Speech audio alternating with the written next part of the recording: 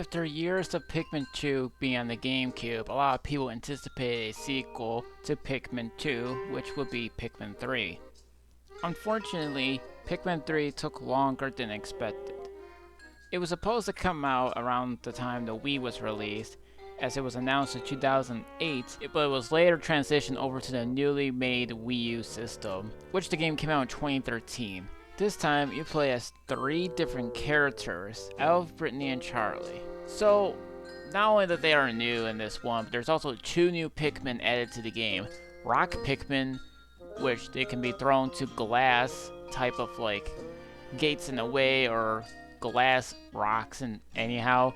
And there's also a fairy Pikmin, which they can levitate over water, so they don't have any problems like having trouble. And they can even carry fruits or enemies in midair, so they don't have to get hit by nothing. But their biggest obstacle is the spider webs, which can be caught by they'd be caught like flies. So that's another thing they have to watch out for. And there are new enemy types in the games as well. There's also a revision of this whole day and night cycle thing. Now, the whole day and night cycle thing, well, it's slightly improved, I want to say, from what I've played. But the day and night thing, well, I don't think it really matters about the day count this time around, mainly because if you get a whole bunch of fruit and you can turn to fruit juices, you can still keep playing. You can make 30 to 40 or at least 50 days worth of fruits. If you don't have all those fruits, then well, it's probably gonna be over for you anyhow. So the reason the mission is happening is because Almar is missing, and it's up to the 3 of them to go find out and see what's going on when it comes to Almar. But on the way, they met Louie, in which his eating disorder comes to play, which you'll see what I mean soon enough. But again, the game got positive reviews when it comes to the Wii U release. But I will say the game feels like it's short-sighted, but it does contain multiplayer content for you guys to play. But if you guys waited on Nintendo Switch for a deluxe version, you guys can play the game in co-op, which is actually something we've all been looking forward to playing. In the deluxe version, they also added in some new things like a prologue and an epilogue content for you to play as Almar and Louie, as they have their own experience and stuff. There's a time limit to this thing, so that's all I can really say about those ones. So yeah, if you collect a lot of fruit, it really depends on the ending you really get. I don't think it really matters, all it is just text anyway. I should also mention too, is that you can now toss your own partner. Yes, in case you guys need some sort of way to go to the other side where you guys can't get across with other Pikmin, you can not only use your Pikmin to go across these obstacles, you can also use any of your partners to go across these things. The biggest hints I've seen are those little nails that they let stamps on or whatever.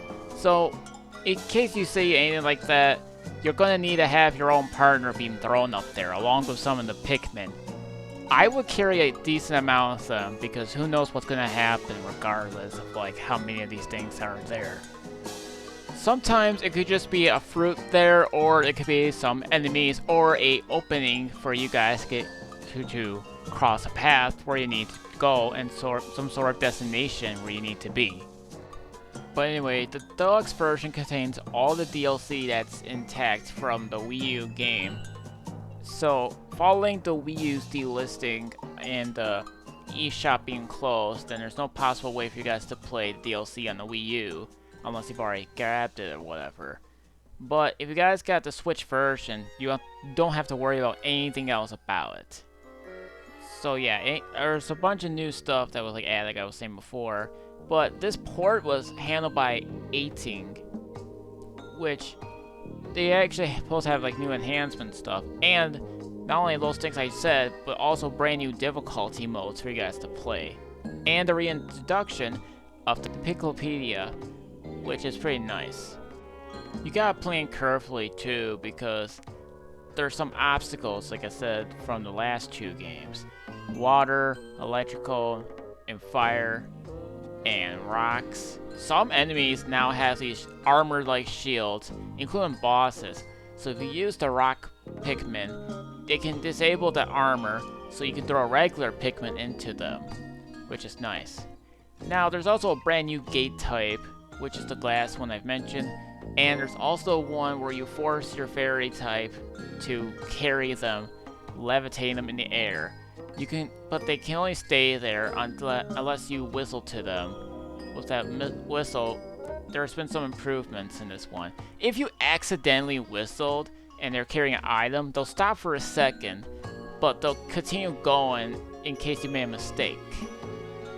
And they got a brand new lock-on system, which means throwing Pikmin to certain objects makes things a lot easier. And I noticed some AI improvements when it comes to Pikmin behavior. Now, for example, when I was playing Pikmin 1 and 2, I was trying to get two of the Pikmin to go one each of thing, but for some reason, one and the other keeps going for each other's thing, even though I directly aim towards where the thing needs to be. But for some reason, they can't help it but just to have them do their own stuff together instead of separate. But thankfully, this has been improved, which is pretty nice. Now, for the epilogue and prologue thing, the only things you need to do, and there's like a few things in this one. You can collect the most amount of treasure, kill most of the enemies, or do anything else like that, like find the space parts, like you did in the first game.